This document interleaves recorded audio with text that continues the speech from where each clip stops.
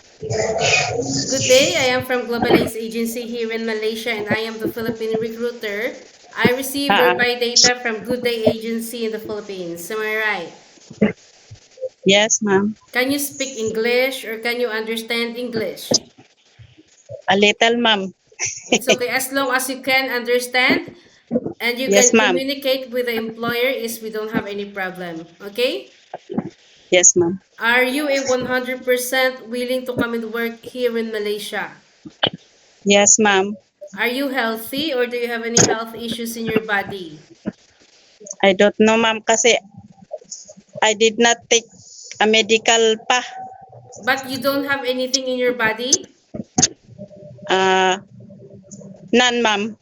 You are healthy, yeah? Yes, ma'am. Okay, if you feel unwell but you're staying in the Philippines, so that you won't give us problem at the same time, okay? Oh, yes, ma'am. Okay, so our interview this is recorded and it will be uploaded in our YouTube channel, but at the same time your profile will be uploaded in our website. Do you agree? Yes, ma'am. Is this your first time working abroad? Yes, ma'am. Why did you choose to come and work here in Malaysia? Um, because I want to earn for to support my family. Okay. My salary here in the Philippines is not enough to buy for things for my kids. Okay. So help me introduce yourself, please. Uh, I'm Iberos Faustuchani from province of Benguet. Okay. So I need to know some few more details from you, Ivy. How old are you? 42 years old, Do ma'am. you do you have your passport already? Yes, ma'am. Are you single, married, or what? Married. Married. Married. When is your Yes. birthday? November 25, 1982, ma'am. What is your height and your weight?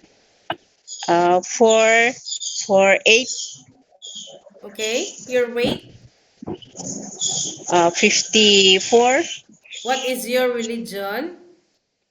Um, Christian. Okay. So what about your educational background? High school graduate, ma'am. Okay, so you mentioned that you got it mentioned to your profile that you got four children, which is Yes, 11, 13, and 9 years old, which is yes, twins, correct? yes, ma'am. Who will going to take care of your children once you come to work here in Malaysia? My husband, ma'am. How old is your husband and what is his occupation? Uh, he is 43 years old, and then he is a disabled person, ma'am. Okay. PWD, So, ma'am. so do you know what are you up to? You will Yes, going to sign a 2 years contract and yes, ma'am. any uncertain situations that might happen to your family back in the Philippines, please be remind yourself that you cannot easily go back home. Terminating of contract, you know that there will be a consequences, which is you need to pay your employer and at the same time with the agency as nobody force you to come and work here in Malaysia. Am I right? Yes, ma'am. Is your husband or your family allow you to come and work here in Malaysia? Yes, ma'am. We don't have problem later. Yes, ma'am. Do you have any working experience as a housemaid in the Philippines? Yes, I work as a housemaid in the Pasay, Manila City, and also in Baguio City, ma'am. And then Okay. now I am working temporary. I am working here in the bakery. That's why I am in the back of the municipal. Okay. So in Pasay, you work for how many years as a housemaid? 2 years, ma'am. And then Okay. in Baguio, So what year did you started working in Pasay? And what year did you finish working there? maybe year 2008. Year 2008. Until 2010. Yes, ma'am. Okay, what is your job responsibilities there? My responsibilities before is uh, washing car, washing clothes, and then cleaning of the house. Did you do ironing? Ironing clothes. Okay. So did you take your children there or no? Yes, ma'am. In Baguio, ma'am. In Baguio. So in Baguio, it was Yes, ma'am. stated that you have a working experience for 1 year, correct? Yes, ma'am. Way back 2010 to 2011, and you worked there for 1 year. So you do the house chores, cooking, laundry, and ironing, and you also take care kids or children. Yes, ma'am. How old is the children that you take care? Oh, ma'am. How old is the children that Ay, you take care in Baguio? they are, the last child is 8 years old. So how many children? Uh, 4. How old are those children? But they are high school. The other is high school. Yeah, They are how old are those children? 16 years old, and then 16, 15, And then 15, 14, 13, and then the last is 8 years old. 8 years old. Okay, so Yes, after 2011, you are a full-time mother, right? yes, ma'am. After The, that, you are now working as a temporary in the bakery, yes, sorry. yes, ma'am. So, how many months you've been working there already?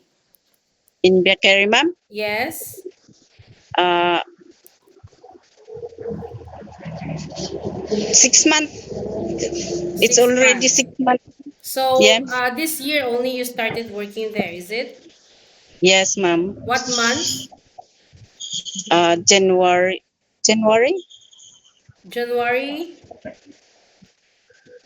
So, running January. 6 months. So, you are running 6 months working there, is it? Yes, ma'am. Yes, ma'am. Okay. So, being a domestic helper is a very tough job and it is not an easy job, okay? Yes, ma'am. You will Yes, ma'am. going I to know. clean the entire house and the houses here is very big. You need to Yes, get ma'am. ready yourself, fasten your seatbelt because you might experience those things that you didn't experience in the Philippines, yeah? Are you ready for any task that the employer will be given to you? Yes, ma'am. Can you take your children or baby while doing house chores at the same time? Yes, ma'am. Can you cook? A little, ma'am. The But Filipino food, only, ma'am. but you are willing to learn some new recipes. Yes, ma'am. Can you take care of elderly people? Yes, ma'am. Can you caregiving for bedridden patient and disabled person?